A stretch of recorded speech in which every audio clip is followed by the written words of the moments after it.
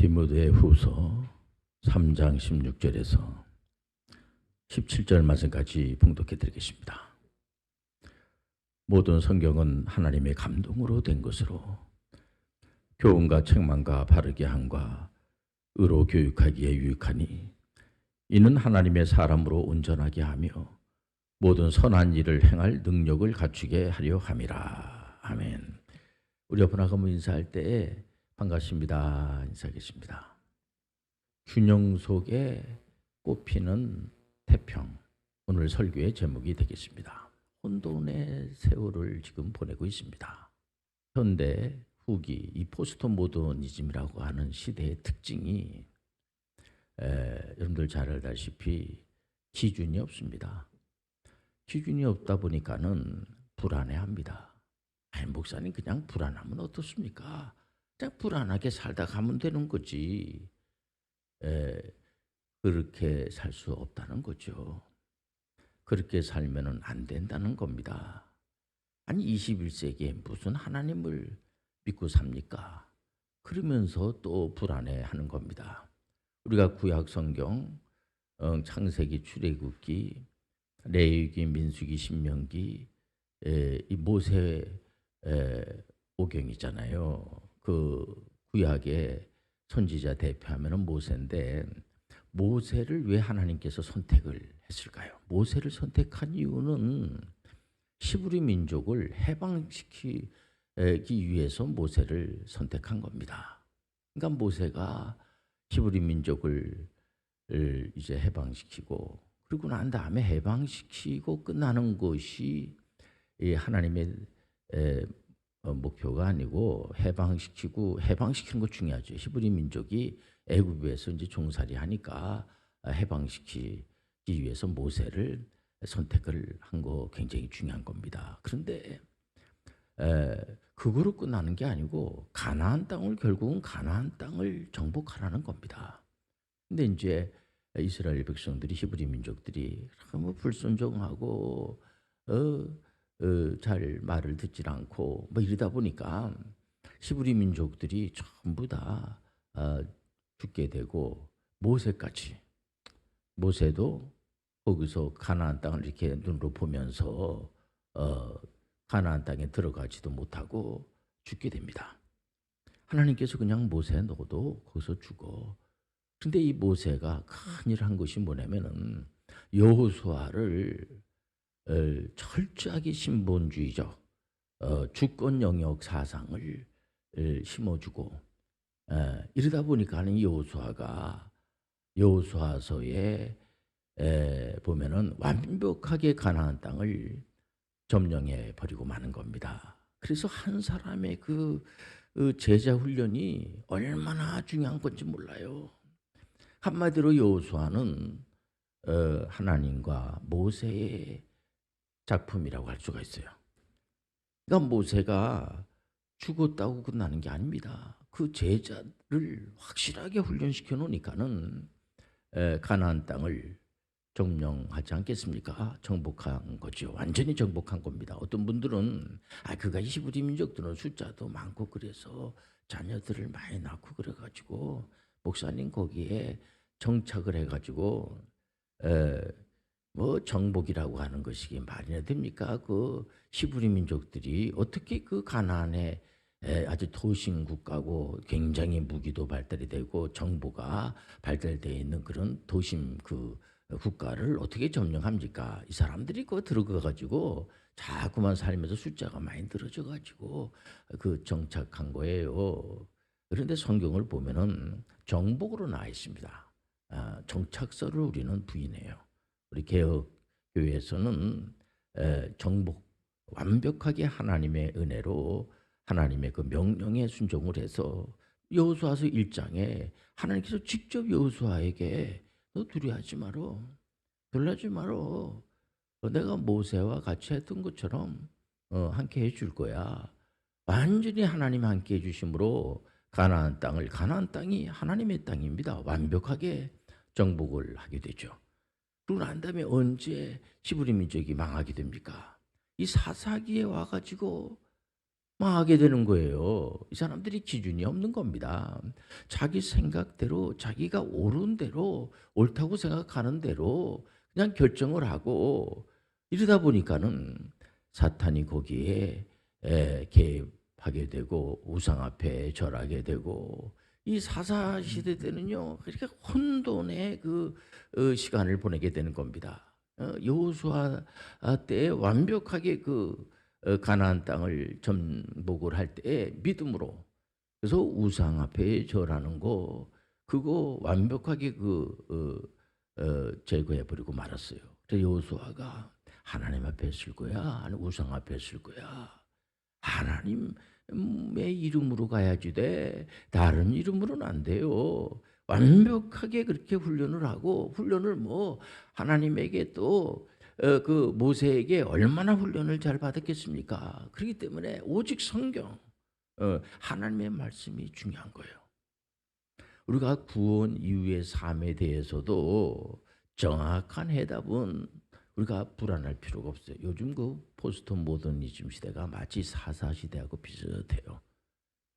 그렇다고 그래가지고 두려워할 이유가 하나도 없어요. 하나님의 말씀이 해답이 되니까. 우리 디모데후서 3장 16절에 모든 성경은 하나님의 감동으로 된 것으로 교훈과 책망과 바르게 함과 의로 교육하기에 유익하니 17절에 보니까 이는 하나님의 사람으로 온전하게 하며 모든 선한 일을 행할 능력을 갖추게 하려 함이라. 여기 균형 속에 꼽히는 태평이 있는 겁니다. 그래서 우리 전 세계에 있는 모든 개혁교회들은 오직 성경 66권을 더하든지 거기다 보태든지 빼든지 이러면 안 돼요. 그러면 저주받는다고 그러지 않습니까? 오직 성경, 그리고 오직 예수 그리스도, 다른 이름은 없어요. 그래서 이제 어떤 분들은 아이고 목사님 그냥 오직 예수 그리스도 귀하죠. 그런데 다른 그런 분들도 다른 그런 타종교에도 귀한 게 많은 것 같은데 그래서 종교다운주의를 주장하는 그런 이제 분들도 있는데 그거는 성경에서 용납하지 않습니다. 왜냐하면 구약에서도 선지자들이 계속해서 예언하는 것이 바로 사람들을 가지고는 안 됩니다. 예수 그리스도가 오셔야지 됩니다. 그래서 오실 메시아를 믿는 게 바로 구약의 메시지라고 하는 사실은 이거 객관적으로 다 알고 있는 거예요, 그게요. 그리고 이 신약의 말씀도 오셔가지고 십자가 지시고 부활 승천하시고 또 지금도 우리를 위해서 중보기도 하시고 다시 오실 예수 그리스도 이제 그렇게 다 기록이 돼 있고 그게 구약 신약의 말씀 아닙니까? 신약도 예수 그리스도가 구세주라는 사실을 객관적으로 다 아는 사실에 일방적으로 그래서 예수 그리스도만이 구세주가 되고 메시아가 되고 어떤 분들은 목사님 제가 어떤 분을 만났는데 자기가 뭘 하나님의 계시받았다 음성 들었다 하면서 자기가 구세주라고 하는데 이단이죠. 그런 구세주라고 하는 사람들이 대한민국에 굉장히 많아요.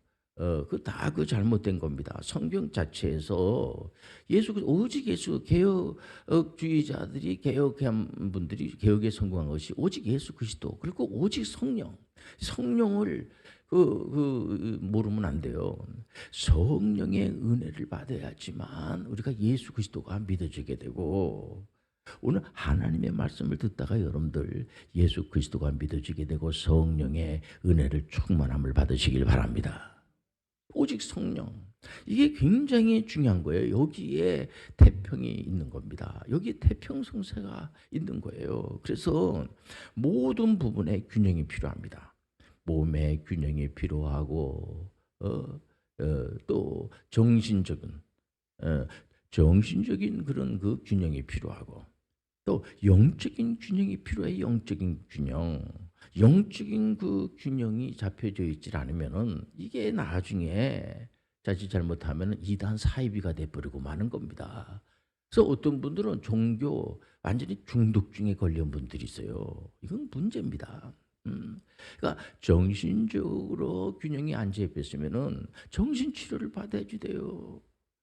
어 또 육체적으로 이게 인제 영양 섭취라든가 여러 가지로 인제 온 육체에 뭐 문제가 발생이 되면은 그 병원에 가 가지고 치료를 받고 이게 당연한 거예요 보면은.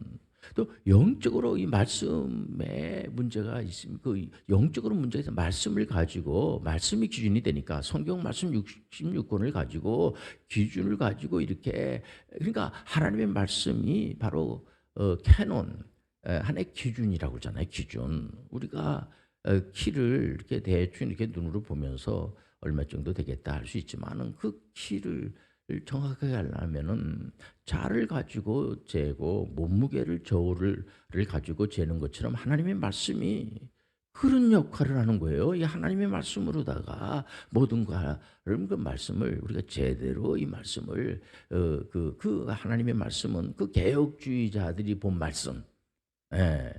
그러니까 이 전통적으로 개혁자들 이 칼빈 선생님이나 마틴 루터라든가 쯔빙글리라든가 그 이후로 많은 그런 종교 개혁자들이 하나님의 말씀을 제대로 이 말씀 그리고 하나님의 말씀을 사설이 풀고 그런 게 아니에요. 하나님의 말씀을 우리가 이렇게 저 말씀을 이렇게 보면은 이게 옳게 저 말씀을 전하는지 저 말씀은 저 좀 약간 그 잘못되게 말씀을 전하네. 이거 우리가 알 수가 있지 않습니까? 말씀을.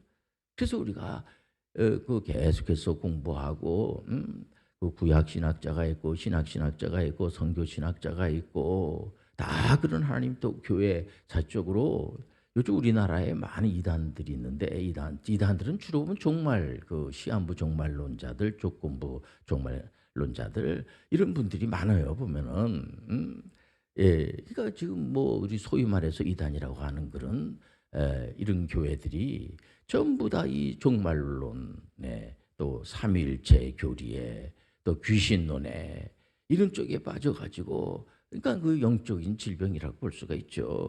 이 균형이 좀 잘 잡혀 있어야 돼. 사회적으로도 균형이 안 잡혀 있어 가지고 이게 빈부의 격차가 너무 심하게 되면은 안 되죠. 그래서 균형이 잡힌 사회를 선진 사회라고 하지 않습니까? 이 세계보건기구 WHO에서도 이 정량 건강을 이렇게 보면은 결국은 통전적 균형이에요.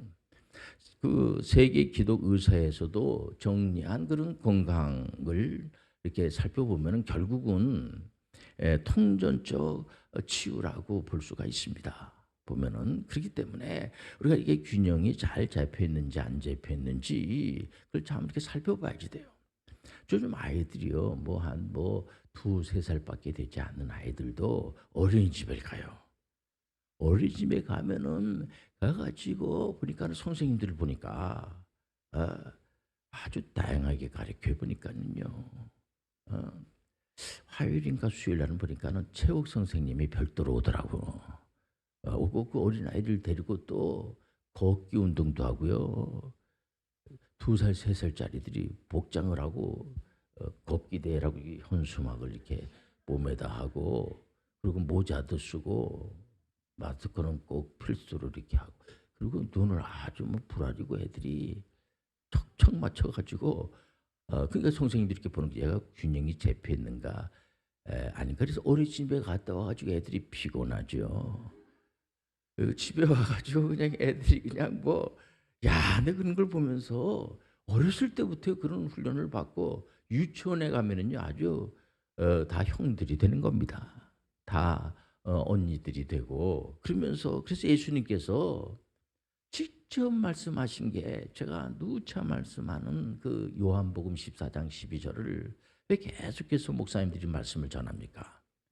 예수님의 제자분들이 제대로 그렇게 예수님의 말씀을 잘 이해하고 그런 것이 아니고 예수님의 제자분들이 물론 이제 모든 말씀을 다 그러지는 않지만은 어떨 때는 예수님 말씀하실 때마다 아이 그거 뭐 우리가 모릅니까? 다 알지. 빨리빨리 그냥 우리가 다 아니까는 빨리 그 정권을 장악을 해서 예수님의 뜻을 펼치세요. 이렇게 하면서 자꾸만 자기들이 예수님을 가리키려고 하는 적이 많아요. 그래서 예수님이 어떤 경우에는 사도 베드로가 주는 그리스도시요 살아계신 하나님의 아들입니다. 이러고 막 예수님을 메시아는 그 예수님께서 엄청나게 칭찬하잖아요. 예수님을 메시아로 이렇게 하니까 그럼에도 불구하고 베드로가 예수님한테 왜 십자가를 지려고 합니까? 그건 말도 안 되는 소리라고 막 이러니까 예수님께서 막 야단치지 않습니까? 그러니까 예수님의 제자분들이 예수님의 의도를 전혀 모르는 겁니다. 그럼에도 불구하고 예수님은 그 은총으로 그 은혜죠. 우리도 마찬가지입니다. 그런 말씀을 왜 강대성에서 목사님들이 계속해서 이런 말씀을 전합니까? 이것은 그 당시 2000년 전에 예수님의 제자분들이 예수님의 말씀을 잘 듣지 못하고 속상하네. 예수님의 제자분들이 좀 말을 잘 듣고 그래야지 왜 안 들어가지고 이렇게 속을 새기구나 그런 게 아니고요. 이 말씀을 전하는 의도는 우리도 예수님의 제자들 같이 다른 뜻을 가지고 교회에 나오는 분들이 있다는 거예요. 보면은 빨리 이렇게 정권을 좀 이렇게 쟁취하고 빨리 우리가 이렇게 그 돈도 좀 많이 벌고 그런 그 요소가 없는 건 아니에요. 그러나 우리가 이 교회에 와가지고 이 말씀을 듣는 것은 예수님께서 예수 믿으면 내가 하는 사역도 할 수 있을 뿐더러 나보다도 더 큰 일을 할 수 있다. 그건 예수님의 이 복음 사역을 예수님께서 가르치시고 전파하시고 치유하시고 예수님의 예수 그리스도만이 악한 그런 이 사단으로부터 아담이 무너졌잖아요. 아담이 사단의 말을 듣지 말고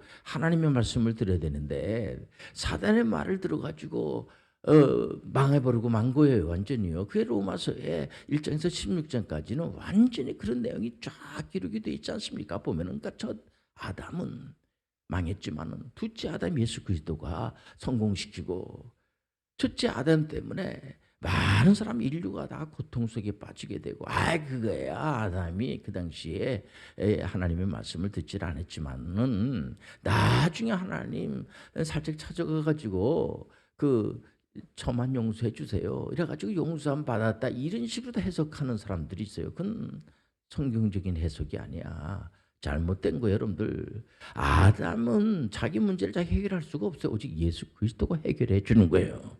이런 사실 여러분들 얼마든지 전해서 균형 속에 꼽히는 태평성세를 이루시길 바랍니다. 그래서 성경적 역사는 진실된 실제입니다. 거짓이 없기 때문에 많은 분들이 감동으로 된 하나님의 말씀을 교과서로 알고 나는 이제 예수 믿고 구원받았어. 목사님 전에는 제가 예수가 메시아로 믿어지지 않았거든요. 또 어느 순간 성경 말씀을 읽고 목사님 말씀을 듣고 이러다 보니까 예수님이 나의 구세주로 믿어지게 되고 인류의 구세주로 믿어지게 되고 그리고 입으로 시인을 자꾸만 하게 되고 찬송가를 자꾸만 부르고 싶은 생각이 들고 예수 믿고 이제 나는 이제 예수 믿었으니까 이제 저는 성공한 거 아닙니까? 믿음의 결국은 영혼의 구원이니까 이건 저는 이제 주님 이제 오실 날만 기다리고 아니면 이제 나는 이제 이렇게 그동안에 벌어놓은 돈도 많이 있고 어떤 분은 부모님들이 유산을 많이 줘서 재산도 많고 그래서 저는 이제 성공한 인생입니다. 맞어요. 예수를 믿고 참 하나님의 은혜로 구원을 받고 너무 감사한 일이죠. 그보다 더 귀한 일이 어디 있겠습니까? 그러나 요한복음 14장 12절 말씀은 그거로 끝나라고 그 말씀을 준 게 아니에요. 우리는 하나님을 기쁘게 하는 사람들이 되시길 바랍니다. 그래서 믿음 없이는 하나님을 기쁘시게 못한다고 그러지 않습니까? 그 믿음이 있기 때문에 우리는 하나님 주신 기적의 위임사역 이걸 해야 되는 겁니다. 우리가 하나님 앞에 갈 때까지 힘들죠.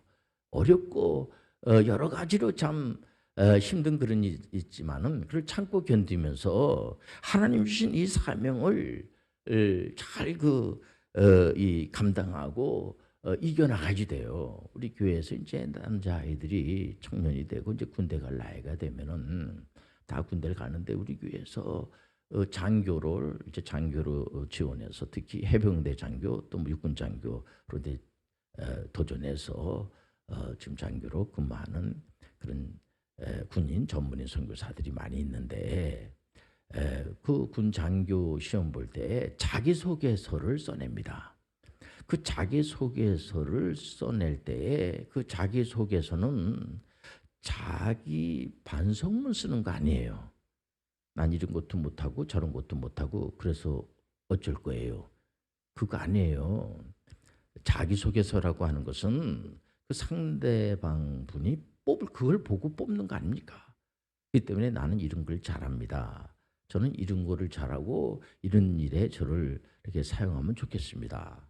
전에는 이런 부분은 내가 잘 못했지만은 그래서 그거를 많이 그 부분을 제가 보완하고 많은 훈련을 해서 이제 그 분야도 잘 못했던 것도 잘하고 지금은 상당히 잘하고 있습니다. 그래야지 뽑는 사람도 좋고 특히 앞으로 장교가 될 분들인데 그렇지 않습니까?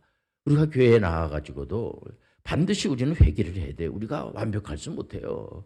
예수 그리스도를 믿어도 우리가 죄가 싹 없어지는 거 아니야. 계속 우리가 육체성이 있기 때문에 계속 회개를 해야 됩니다. 회개를 해야 되지만은 처음부터 끝까지 계속 회개만 하는 겁니다.